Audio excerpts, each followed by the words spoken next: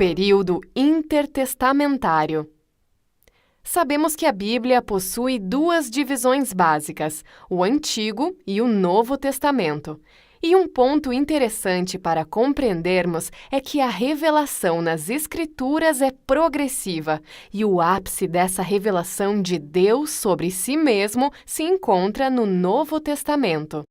Em um vídeo anterior, já estudamos alguns pontos sobre o Antigo Testamento, e agora estamos caminhando para entendermos o Novo.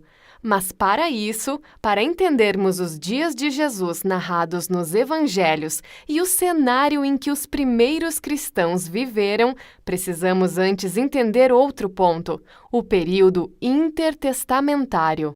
Quando terminamos de ler o Antigo Testamento, os persas estavam dominando sobre o povo judeu. Ao abrirmos o Evangelho de Mateus, são os romanos que estão no governo. O Antigo Testamento foi escrito em hebraico, mas então encontramos o Novo Testamento escrito em grego. Fariseus, saduceus e sinagogas não são mencionadas no Antigo Testamento, mas aparecem muito no Novo. Em que momento tantas mudanças aconteceram? Há um período de 400 anos entre os dois testamentos, também conhecido como período do silêncio. Neste tempo, nenhum profeta foi levantado por Deus para falar ao povo até os dias de João Batista, a voz que clamava no deserto. Alguns livros foram escritos nesses 400 anos, como 1º e 2º Macabeus, que estão presentes na Bíblia Católica, mas não na Bíblia Protestante. Ao longo de 400 anos, muitas coisas aconteceram, o que torna os contextos dos dois testamentos completamente diferentes um do outro. Este período de silêncio é importante, pois definiu o cenário em que Jesus e seus seguidores viveram. Vemos no Antigo Testamento que o Reino Sul, Judá, foi tomado e levado em cativeiro pelos babilônios. Mas, em alguns anos, essa potência da época caiu e os persas tomaram seu lugar. Os judeus não foram libertos porque seus dominadores enfraqueceram. Eles apenas passaram a ser dominados por outro povo. Mas foi sob o domínio dos persas, quando Ciro era rei, que parte do povo judeu pôde voltar para Jerusalém e reconstruir o templo destruído.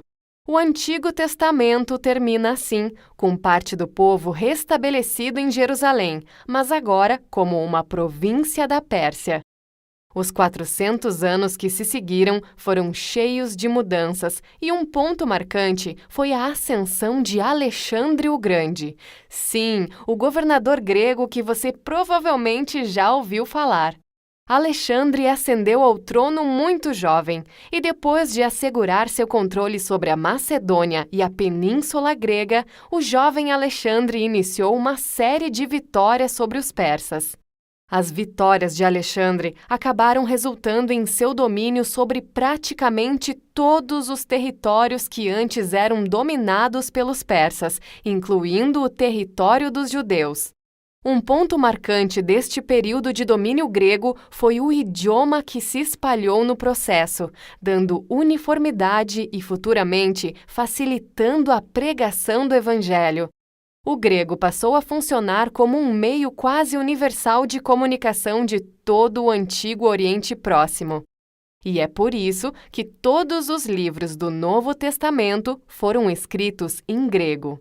A vida de Alexandre, porém, foi muito curta. Ele morreu aos 32 anos de idade e teve seu reino dividido entre seus 4 generais. Você se lembra das visões de Daniel? Certa vez, Daniel viu 2 animais. O primeiro era um carneiro com 2 chifres, representando os medos e os persas. O segundo era um bode, representando os gregos. Esse bode é descrito com um grande chifre que se referia a Alexandre, mas, na visão de Daniel, esse chifre se quebra e 4 outros surgem em seu lugar, exatamente como aconteceu tantos anos depois. Com o Império Grego dividido, a terra de Israel foi, inicialmente, parte do reino de Ptolomeu e desfrutou de uma certa liberdade religiosa. Já quando Israel foi conquistada pelos Seleucidas, o povo enfrentou um cenário bem diferente. O templo foi saqueado, as festas religiosas foram proibidas e muitas práticas do povo também, como ler as Escrituras, guardar o sábado e circuncidar seus filhos. Algum tempo depois, na conhecida Revolta dos Macabeus, os judeus conquistaram a liberdade e a tiveram por mais de um século. Por volta de 164 a.C., o templo foi retomado e purificado, um evento comemorado até hoje pelos judeus com o nome de Festa da Dedicação ou Hanukkah. A liberdade, porém, chegou ao fim. Brigas internas entre o próprio povo fez com que eles se enfraquecessem e em 63 a.C., Pompeu, um general romano, tomou o poder sobre o povo de Israel. Roma pode ter sido a nação que mais exigiu dos judeus, os controlando e cobrando impostos. E sabemos que o domínio romano foi o último grande período que antecedeu a vinda de Jesus. Compreendemos sobre o idioma grego no Novo Testamento, como os romanos se tornaram dominadores do povo e também muitos acontecimentos deste período.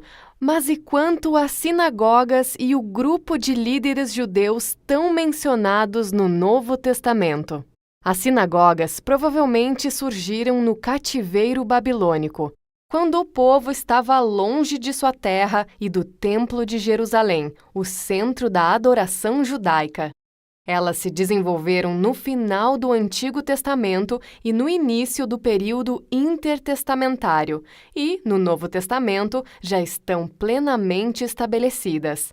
Elas foram importantíssimas para o anúncio do Evangelho. Com as sinagogas, os judeus se desenvolveram como nação. Nelas, o povo adorava a Deus com cânticos, oração e leitura da palavra, sendo muito semelhantes com o nosso modelo de culto hoje. Os líderes religiosos que encontramos no Novo Testamento, como os fariseus e saduceus, também surgiram nesse período, especificamente enquanto o povo gozava da liberdade política e religiosa que já mencionamos.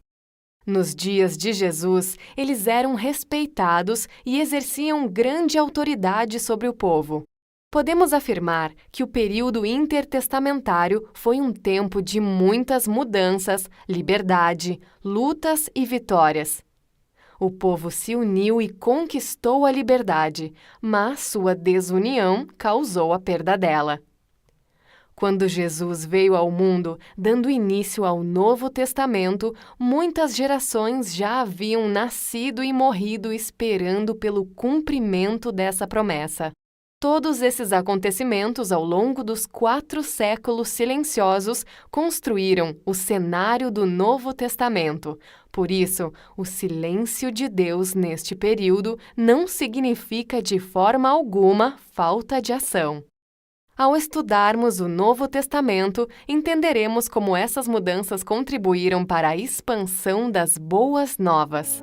Se você gostou do vídeo, não deixe de curtir, se inscrever no canal e ativar as notificações. Nos siga em nossas redes sociais e baixe o aplicativo da Bíblia em seu tablet ou smartphone. Até a próxima!